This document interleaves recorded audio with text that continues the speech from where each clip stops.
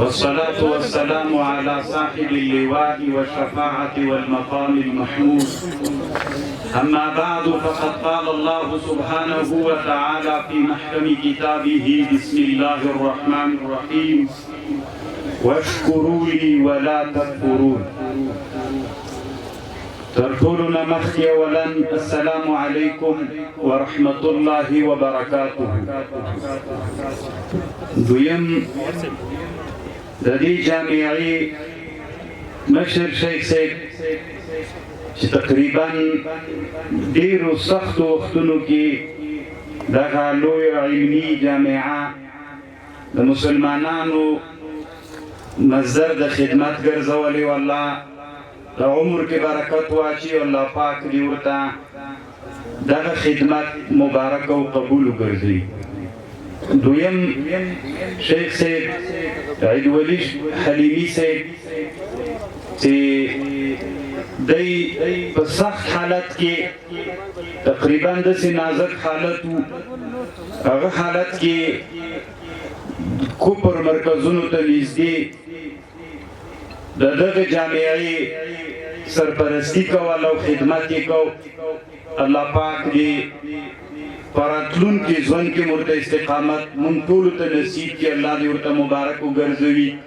د دې فاضلانو مبارکي ورته وایم. د دې جامعې ټولو علماو مدرسینو او د خوست ولایت علماو مجاهدینو ټول عام ولس ته د فارغینو مبارکي وایم. الله پاک دې مبارک وګرځوي. دریم زه په یو موضوع باندې خبره کوم، کېدلی شي دا موضوع ماته نوې ده او ډېر خطاب مې ځوانانو د مدارسو مطلق متعلمینو ته ده، که هغه د مدارسو طالبان وي او که د مکاتبو د پوهنتونونو. ځوانانو، الله عز وجل دین سوي مونږ د اسلام په اوایلو کې داسې لږ مقدمه وایم. د اسلام په اوایلو کې مونږ د مدرسو ترتیب څنګه مونږ کتاب یا مکتب ورته ویل، د یو نصابو وړو ماشومانو ته عقیده او قرآن ورزده کې لیکل، قرآن او عقیده ورزده کول کې ابتدایي مرحله وه. د ټول اسلامي امت ماشومان به دې ته راجمع کېدل، دې ته کتاب ویل. مکتب کتاب کتاتی و بخاری کی حدیث دا علامہ ابن سحنون المالکی القروانی پدې باندې کتاب هم جوړ کړی. مونږ بیل نو مونږ د الله دین ته باید خدمت وکړو. ټول ځوانان مونږ د اسلام دین ته باید خدمت وکړو. کله به چې دا مرحله ټول ځوانان، مثلا ته فرض کا د سلفو زمانه کې کومې مدارس چې وې، مدرسه بیله وه، کتاب او مکتب بیل. د کتاب او مکتب کې ابتدایي مرحله کې دا درې مضامین درسېدل. کله به چې شاګرد له دې نه فارغ سو، دیمه مدرسې ته مدرسه به بیا هغه وه چې دا لکه مونږ او تاسو چې کوم کتابونه د هغې زمانې ضرورت چې کوم نصاب و، هغه دې مدرسه کې درس کېده او شاګردانو به ویل.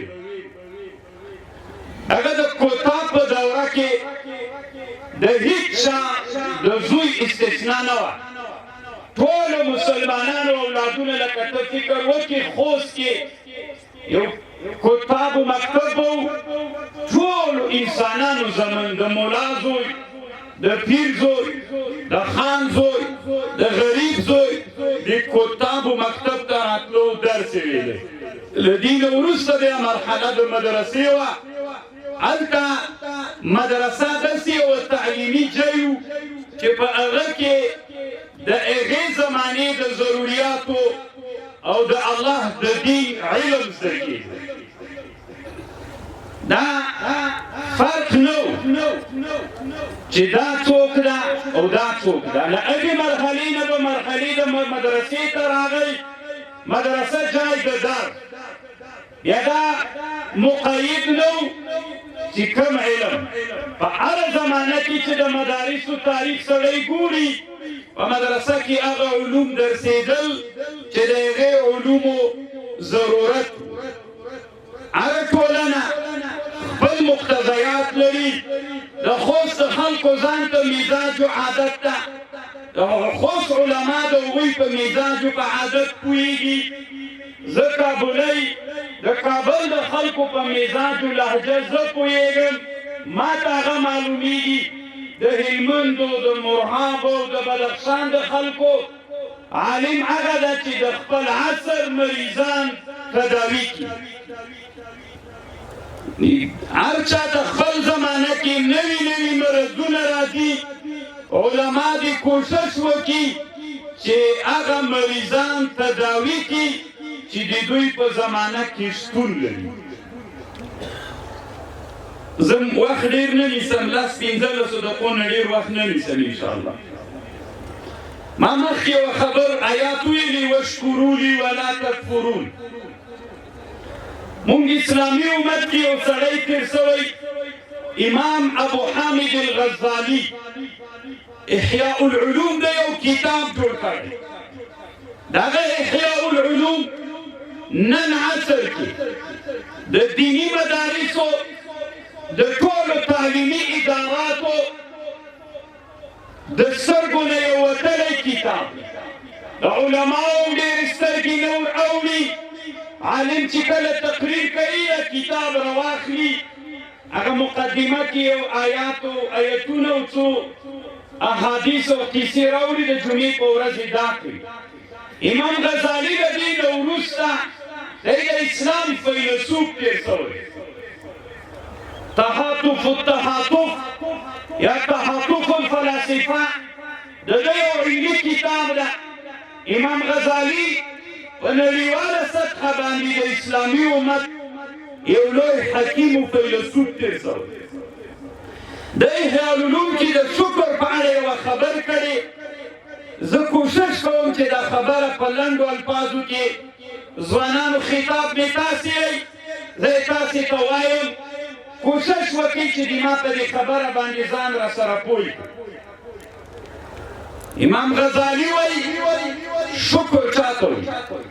بیا غوښتنه کوم چې د ما په خبر ځان پوه کړئ. لکه زه چې راغلی یم دې مجلس ته، الله شاهد ده، دغه مې یو درد ده چې مونږ ځوانان په دې پوه شو چې د مونږ ذمهواري څه شی ده. علما د اسلامي امت چې هغه مربیان د دغو ځوانانو دي، مونږ څه وکړو. زه د امام غزالي د احیاء العلوم نه د شکر په اړه یوه خبر نقل کوم.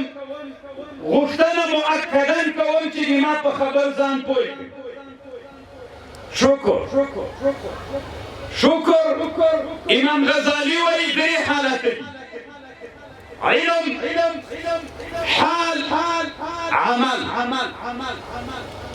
دا د شکر تعریف. ته به باید نعمت پېژنې، علم په نعمت، حال، عمل. زه یو مثال وایم. دلته یو عالم د ډېر ښه عالم موټر نه لري. مدرسې ته چې کله درس ته راځي پیاده راځي. د ده یو مقتدي یا یو مالدار سړي دغه عالم ولید، نو دې عالم ته یې ویلې وي زه تا ته یو موټر اخلم، ته به دې نه بعد کور نه درس ته په دې موټر کې ځې. نو هغه ورته ویلي چې دا خو ډېره ښه ده. موټر یې راوست، کیلي یې ورکړه.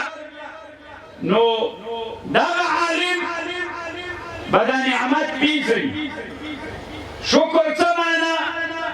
پېژندل د نعمت چې انه من منعم یو که یو سړی نعمت نه پیژني یو سړی نه یو عالم نه هغه ته چا موټر راوړ په دې نه پوهېږي چې دا موټر څه شی څه یې کوي سړی نو فکر کوم دا په مرتبه د جنون کې ده مکلف نه ده یو سړی چې نعمت وپېژني چې دا د منعم د طرف نه نعمت ده دا یو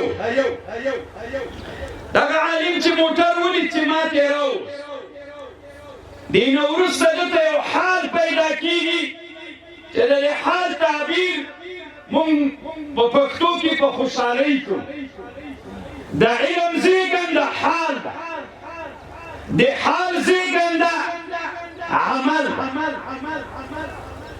کله چې علم راغی چې نعمت د دې نه وروسته حال راځي خوشحالۍ د خوشحالۍ نه وروسته عمل راځي عمل دا ده چې دا نعمت معطل پرې نه ږدي که نعمت دې معطل پرېښود کفران ده ناشکري ده واشکروا لي ولا تکفرون دې ما د نعمت شکر ادا کړئ کفران یې نه کړو نعمت معطل پرېښودل دا کفران ده نعمت د کوم شي لپاره چې پیدا سوی نعمت په هغه شي کې مستعملول دا شکر هغه موټر ښه ټوډي موټر یې ورته اخیستی هغه مولي صاحب دا موټر راواخیست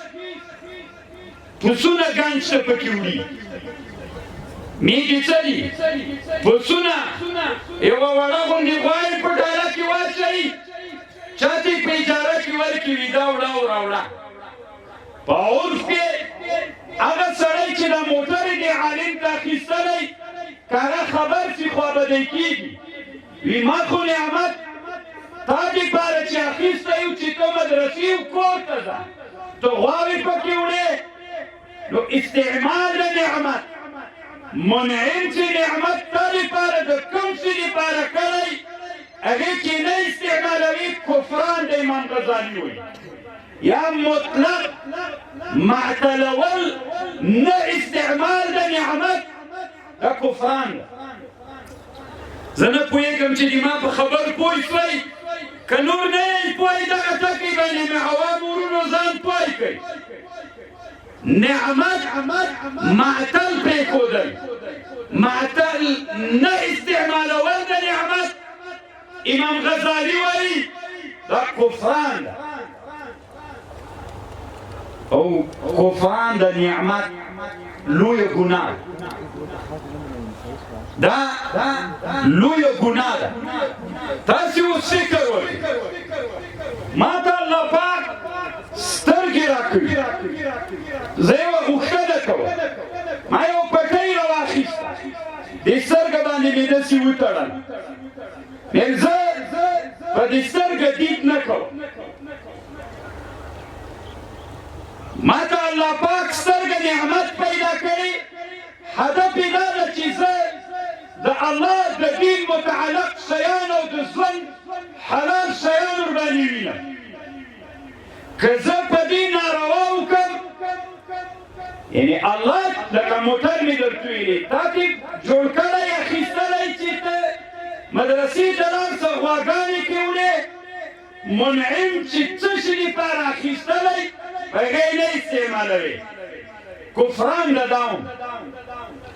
دا هم کفران ده معتل یې پرېږدي زه به یوه استفسا وکړم د علماو د ما سترګه ده پټۍ مې پرې لګولې د خوست بازار کې ګرځم راګرځم یو مولي صاحب پوښتنه وکړه وي تا دا سترګه باندې څه سوي مې دا هېڅ هم نه دي کیسې به زه لیدل نه کې کوم پټۍ مې پرې لګولې نو د یو ملا صاحب راته ویلې وي دا خو ناروا الله نعمت معتل پرېښودل دا خو ناروا دی نه به یې ناروا احیاء العلوم وګوره هلته د قرآن او د حدیثو نه استدلال کړی چې د الله نعمت معتل پرېښودل ګناه ده من دا خو رښتیا وایي عالم علما خبر شول په خوست کې ما کوي یو ملا را پیدا سوی لیونی د ولې سترګې تړلې وي سم دید کوي د یوې زینه پرې کوم دا سترګې معطل پرېښودلې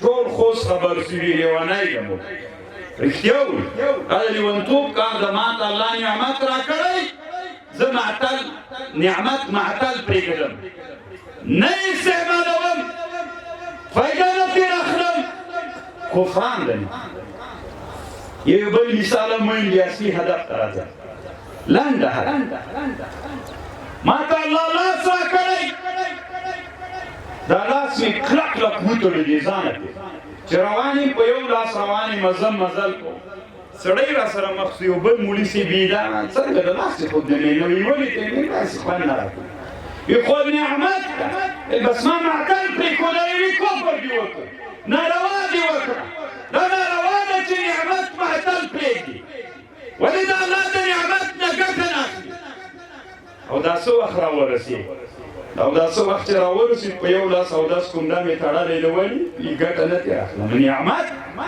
نعمت معطل پرېښودل کفران ده ناشکري ده اسلام کې ناروا امام غزالی په احیاء العلوم کې د شکر او د صبر کوم بحث کړ دومره لوی علمي بحث کړ علماو هلته امام غزالی او بحث کړی دا اوس د مفتي صاحبانو ته دا باب معلومیږي د اوس زمانه کې اکثر د انټرنیټ له لارې نه بیع کېږي سلعه نشته دا پیسې مقصود ګرځېدلي ټول اسلامي امت کې امام غزالي چې دغه مسأله د نن نه 1000 کاله مخکې څه کم 1000 کاله مخکې حل کړې مسله اوس کې لکه مثلا په دې عام بازار کې کله انټرنیټي او سودا راوځي ته دومره پیسې جمع کړه ښه ده نه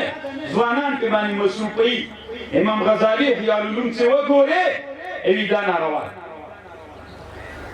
هغه زمانه کې چې انټرنیټ نه و چا دا فکر نه کوو چې داسې زمانه به راسي چې داسې پیسې فزیکي پیسې به نه وي خیالي پیسې به وي امام غزالي احیاء العلوم کې بحث کړ نن د دنیا د څلورو مذاهبو علما مقلدین او غیر مقلدین چې د دې مسئلې په اړه څېړنه کوي احیاء العلوم دا د شکر نه مبحث نه په دې باندې هلته ډېر علمي بحث کوي ولو که شافعي ده علت و حکمت ذکر کوي علما ترنه استدلال کوي زه اوس مقصد ته راځم ما مخکې دا موضوع به لږ نادرې ما ته خو نادره د ما او د علماو وجیبه ده مونږ یې ولس ته ووایو ځوانانو ته یې ووایو یوه غوښتنه کوه خوست کې خو بحث شته که نه افغانستان د معادنو په سر